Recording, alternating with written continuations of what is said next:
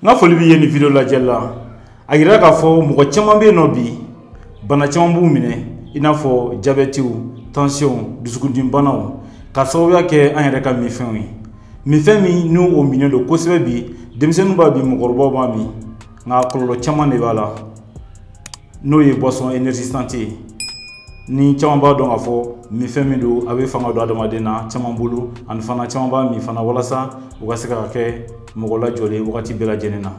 nka kɔlɔlɔw b'a la o kama bi an wulila ka se an ka nutritionniste ma an bɛna baro k'o kan bi e ka to lajɛli la fo ka taa fɔ a banna ka d'a kan i bɛna kunnafoniya caman de sɔrɔ ni baro in kɔnɔna na walasa e bɛ sijan sɔrɔ cogo min na an ka daminɛ bi an bɛna kuma boisson énergisante kan ni minfɛn don ni mɔgɔ caman b'a min kosɛbɛ caman b'a min yɛrɛ fana walasa a bɛ se ka fanga don u la u farisogo la ani hali u ka dilan sanfɛlaw la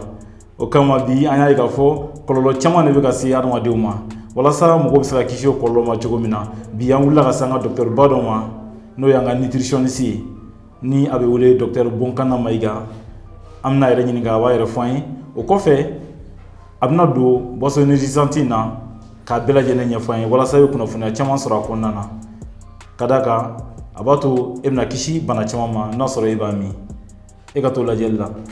docteur Bonkana i ni wula an ka foli b'i ye kosɛbɛ a ni wula docteur Touré n b'i fo kosɛbɛ ni i ka bi wula nana nali o diyara n ye kosɛbɛ an bɛ ɲininkali kɛ fɔlɔ docteur Bonkana Mayiga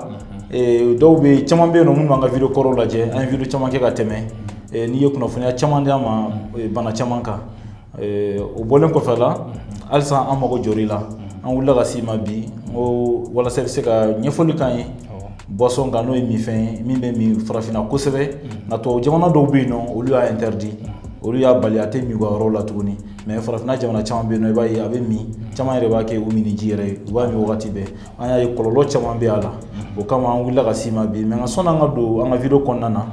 ka ɲɛfɔli kɛ mɔgɔw ye an fɛ k'a dɔn docteur Bonkana yɛrɛ ye jɔn ye walasa minnu t'i dɔn olu k'i dɔn bi fana. I ni ce i ka ɲininkali la docteur Touré an lamɛnbaaw bɛɛ fo ani ɲankuma ne tɔgɔ ye docteur Bonkana Mayiga ne ye dɔgɔtɔrɔ ye n bɛ baara kɛ Pongé an ka sanfɛ dɔgɔtɔrɔso an ka sanfɛ dɔgɔtɔrɔ kalanso n bɛ baara kɛ yen n ka baara bɛnnen bɛ dumuni ni kɛnɛya jama ka kɛnɛya taabolo o sɛgɛsɛgɛli ni o carili ni o faamuyali ko ɲa mɔgɔw ma o de ye ne ka baara fanba ye ani ni ka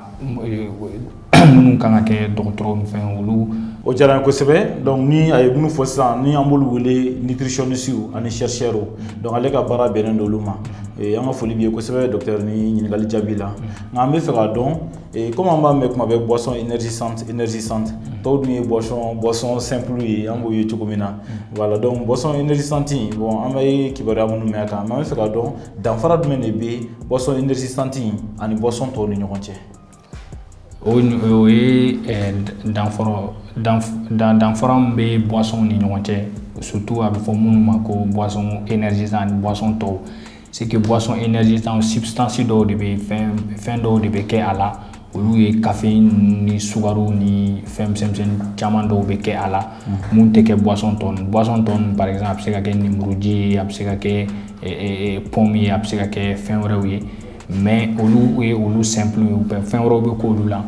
mais boisson énergisante ale kɛrɛnkɛrɛnnen don ka bɛn fɛnw ma mun bɛ k'a la mun b'a to adamaden bɛ se ka i ka fɛn dɔw kɛ pour que i ka se ka énergie caman sɔrɔ o ka se ka fɛn dɔw kɛ donc a dabɔlen bɛ o de kama ka tila ka fɛn dɔw k'a la mun b'a diya mɔgɔw ye kosɛbɛ mun bɛ a mini nɔgɔya mɔgɔw ma donc o de ye boisson énergisante différence fanba min bɛ ani boisson tɔw ni ɲɔgɔn cɛ.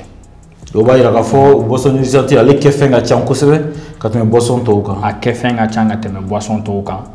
parce que fɛn dɔw bɛ kɛ a kɔnɔ mun bɛ a to mɔgɔ ka se ka to peut-être mɛn ɲɛna ou bien ni sɛgɛnnen don ou bien ni fɛn wɛrɛw b'i la negefɛn dɔw b'i la i bɛ fɛ k'olu kɛ donc boisson énergisante dabɔ a dilannen fanba bɛ o de kan pour que ka se ka adamaden ka nege dɔw fɛnw awɔ d'accord donc ni kuma jaabili kama fana an t'o kɔnɔna na ka ɲininkali wɛrɛ don nin kɔnɔ tuguni ka d'a kan i filɛ ka min fɔ a nafa ka bon ale dilan fɛn ka ca ni tɔw ye o la sisan nɔ boisson énergisante ninnu ale dilannen don ni fɛn ba jumɛnw de ye an bɛ se ka min dɔn. bon a dilanni ninnu fɛnba minnu ye an bɛ se ka minnu dɔn c'est que n'a y'a jateminɛ a caman a bɛ dilan ni kokaw ni caféine ni sukaro ni hali fɛn wɛrɛ substance wɛrɛw yɛrɛ bɛ yen olu bɛ k'a kɔnɔ an peut-être sɛgɛsɛgɛli yɛrɛ ma olu yira an na hali sisan donc olu fɛn caman bɛ kɛ boisson énergisante kɔnɔ k'a yira k'a fɔ ko olu filɛ nin fɛn dɔw don normalement a man ka caya a utiliser man ka caya a mini ou na dunni man ka caya olu caman b'a kɔnɔ n ye caféine fɔ n ye sukaro fɔ par exemple les feuilles de coca ale ni bulu wɛrɛw ni fɛnw voilà donc ali alcool fɛnw yɛrɛ fɛn dɔw bɛ olu bɛɛ bɛ kɛ boisson énergisante kɔnɔ boisson énergisante o suguw bɛ yen donc voilà. O la comme an b'a ye cogo min na sugu kɔnɔna na ka d'a kan boisson énergisante a suguya ka ca a suguya bɛ yen nɔ ne yɛrɛ bɛ se ka min dɔn a bɛ taa 100 ni kɔ la a dun kuma bɛɛ an bɛ kura de ye tɔgɔ kuraw b'a la kɛfɛnw tɛ kelen ye bon comme i y'a fɔ sɛgɛsɛgɛli ma se dɔw ma dɔw bɛ yen nɔ olu dɔnnen don mais dɔw bɛ yen olu yɛrɛ dɔnnen tɛ voilà donc caman b'a ta kun caman kama i b'a fɔ ka fanga don i la i b'a fɔ i bɔra ka min fɔ sisan hali ka fanga don cɛya la ka fɔ dilan sanfɛla ninnu na walima ka u yɛrɛ ka se k'u yɛrɛ sɔrɔ voilà olu bɛɛ b'a ta bɛɛ n'i ta min kun don nka an b'a ye k'a fɔ dɔw b'a min kosɛbɛ dɔw yɛrɛ bɛ se ka den 5 den 6 min a la tile kɔnɔna na donc dɔw bɛ walima sɔgɔmada fɛ u b'a min tile fɛ u b'a min sufɛ u b'a min u datɔ u b'a min waati u b'a san k'a min ni mɔgɔ min b'olu olu suguw kɛ walima mɔgɔ minnu kɛlen k'u sinsin boisson énergisante ninnu kan walima dɔw yɛrɛ fana i bɛ ka ye to kuma n'a fɔ cogo la aw minnu bɛ ka lajɛ dɔw yɛrɛ bɛ yen n'u bɛ kafoɲɔgɔnya sɔnni u ka kafoɲɔgɔnya daminɛ u bɛ taa boisson énergisante fɔlɔ 1 san fɔlɔ k'o min walima 2 san k'o min u b'a fɔ ka fanga don la dilan sanfɛla la bon an bɛ fɛ k'i ɲininka kɔlɔlɔ jumɛn de bɛ se ka ye boisson énergisante minni na. I ni ce i ka nin ɲininkali la Dr Toure boisson énergisante kɔlɔlɔ ka ca n bɛ fɛ an lamɛnbaaw ka mun faamuya c'est que a mana kɛ boisson sugu o sugu ye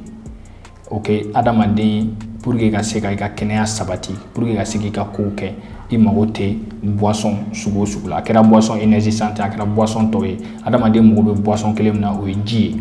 donc kɛnɛya ta fanfɛla la o kan ka faamuya maintenant o kɔfɛ n'i ye boisson suguya ninnu ta boisson énergisante boisson tɔw olu bɛɛ bɛ se ka na ni kɔlɔlɔ dɔw ye kɛnɛya la kɛnɛya taabolo fanfɛla la mais n'an y'a da ye kɛrɛnkɛrɛnnenya ka bɛn boisson énergisante ma an b'a yira k'a fɔ ko boisson énergisante ninnu caman objectif ye ka adamaden galabu kɛnɛya adamaden fanga di adamaden ma bon a fanga nasɔn ninnu fɛnɛ filɛ nin ye fanga dɔw don a bɛ na ni kɔlɔlɔ dɔw ye kɔlɔlɔ de kɛnɛya surtout kɛnɛya taabolo fanfɛ an bɛ se ka bana dɔw fɔ par exemple a bana fɔlɔw ye par exemple diabète ani tension ani dusukun hali ni même zɛbɛn bana ninnu a b'olu bɛɛ la teliya tel que AVC ni fɛn ninnu donc a tali hali a tali dɔɔni jango a tali caman o bɛ se ka na ni nin bana ninnu bɛɛ ye donc adamadenw kan ka o faamuya kosɛbɛ. Docteur bɔra ka kɔlɔlɔ minnu fɔ an ye sisan nɔ i ka dɔn k'a fɔ kɔlɔlɔ ninnu an bɛ Ala deli Ala k'an bɛɛ kisi ninnu ma walasa an ka kisi ninnu ma o tɛ ɲɛ fɛ k'i hakili to i yɛrɛ la i ka docteur ka kuma lamɛn an bɛna docteur ɲininka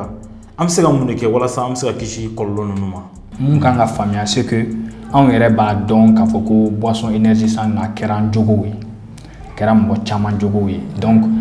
a kɛra an jogow ye o kɔrɔ tɛ ko a ka ɲi anw ma. Peut-être an bɛ se k'a min a bɛ nafa dɔɔni ɲa a bɛ nege nafa da a bɛ dɔ bɔ sɛgɛn na a bɛ se ka na n'o fɛn ninnu a bɛ se k'olu bɛɛ kɛ mais i k'a dɔn k'a fɔ o bɛɛ kɔfɛ a bɛ na ni kɔlɔlɔ ye donc o la sisan minnu bɛ yen ko olu ta ka ca ok olu kan k'u jija kosɛbɛ mun b'a to e ta bɛ caya nege ta kɔfɛ i ka sɛgɛn de ka ca i ka mun ka ca donc a fɔlɔ ye mun ye il faut vraiment que mɔgɔw ka u reposer. Mɔgɔw k'u reposer par exemple adamaden mago bɛ repos la repos hakɛda heure hakɛda dɔw de bɛ yen i kan k'olu kɛ sunɔgɔ la kalo heure 8 heure 6 heure 7 olu ka ɲi kosɛbɛ pour que i ka se ka i ka activités kɛ normalement adamadenw fɛnɛ kan k'u sigi ka dumuni sanuma kɛ dumuni sanuma waati kɛrɛnkɛrɛnnen la daraka tilela ni surafana donc olu bɛɛ kɔfɛ i b'a ye k'a fɔ n'i bɛ olu matarafa donc i b'a ye k'a fɔ i tɛna sɛgɛn kojugu i b'a ye k'a fɔ ko wɛrɛw tɛna jigin hakili la k'a kɛ mun b'i pousser i ka taa nin boisson ninnu min ou bien i ka taa fɛn wɛrɛw ta minnu substance wɛrɛw ta minnu yɛrɛ ka jugu ni boisson énergisante ye donc ka dɔ bɔ a la fɔlɔ k'a lajɛ n'a sɔrɔ par exemple i bɛ dɔw yɛrɛ bɛ yen u bɛ 4 5 min tile kɔnɔ donc ni bɛ se ka dɔ b'o la k'a kɛ kelen ɲɛnama kelen dɔrɔn fɔlɔ petit à petit fo i k'a bila ka sɔrɔ k'a yɛlɛma ni ji ye k'a yɛlɛma ni repos ni fɛn wɛrɛw ye mun bɛ i tanga mɔgɔ minnu bɛ par exemple n'u bɛ kelen kelen min occasionnellement olu bɛ se ka u jija ka dɔ bɔ a la kosɛbɛ parce que mun ye kɛnɛya ta fanfɛla ye boisson énergisante a nafa ka dɔgɔ a nafa yɛrɛ waatini kunkurun dɔrɔn de a kɔlɔlɔ dun bɛ se ka kɛ kude ye donc ni an y'a kɔlɔlɔ lajɛ a kɔlɔlɔ kude ani a bɛ nafa fitinin mun ye a waati fitinin kɔnɔ i b'a dɔn k'a fɔ ko ko tɛ mun bɛ se ka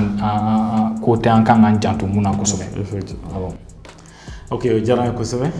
o b'a yira k'a fɔ an bɛɛ kan hakili to an yɛrɛ la ni boisson énergisante minnu b'a min kosɛbɛ u k'u hakili to u yɛrɛ la kosɛbɛ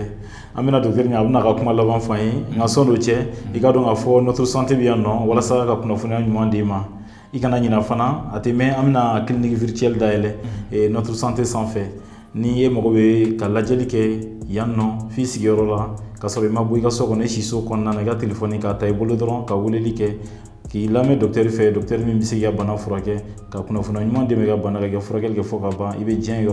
yɔrɔ woloma t'a la a bɛ diɲɛ yɔrɔ a kɛra telefɔni a kɛra tablette a kɛra ordinateur ye ka docteur sɔrɔ i n'a ka baro kɛ i ka chambre kɔnɔna na i si so kɔnɔna na f'i ka soju la yɔrɔ kelen i bɛn'o yɔrɔ dɔ sɔrɔ notre santé sanfɛ a tɛ mɛn clinique virtuelle e bɛn'o sɔrɔ notre santé sanfɛ voilà donc o la i k'a dɔn k'a fɔ notre santé bɛ yan nɔ ka kunnafoniya ɲuman d'e ma kɛnɛya kan n'a sɔrɔ i ma abonné notre santé sanfɛ i k'i abonné i ka cloche notification ta i ka j'aime ta ni vidéo fana diyara i ye i ka to a lamɛnni na samedi o samedi n'o ye sibiri an bɛ vidéo kura kɛ walasa ka kunnafoniya ɲuman d'e ma o la an bɛ docteur ɲininka a b'a ka kuma laban fɔ walasa halisa k'e bilasira boisson énergisante kibaruyaw kan ka d'a kan an y'a ye k'a fɔ mɔgɔ caman bɛ yen nɔ u bɛ boisson énergisante min dɔw yɛrɛ u tɛ se ka u ka adamadenya yɛrɛ nana gulon a la a kɛra i b'a fɔ drogue n'u m'a min u tɛ se ka lafiya o y'an y'o mɔgɔw caman ye n'a bɛ se ka na ni kɔlɔlɔw ye i b'a fɔ docteur ye minnu fɔ donc docteur bɛna ka kuma laban d'a ma walasa i bɛ se ka kunnafoniya ɲuman sɔrɔ tɔ sɔrɔ halisa docteur fɛ n'o ye docteur Bongana Mayiga ye docteur kuma laban dɔ b'i bolo k'a fɔ an ye boisson énergisante kan halisa. I ni ce docteur Touré ɲininkali laban na kuma kan laban min bɛ ne bolo k'a fɔ jama ye c'est que an k'a dɔn que boisson énergisante ninnu effectivement u bɛ ka caya kosɛbɛ donc aussi a contrôle ka dɔgɔn kosɛbɛ donc anw yɛrɛ de kan ka anw yɛrɛ tanga anw yɛrɛ de kan ka anw yɛrɛ matarafa n ye repos ta fɔ n ye dumuni ta fɔ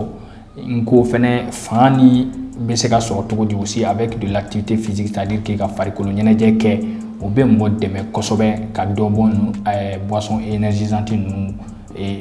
minni na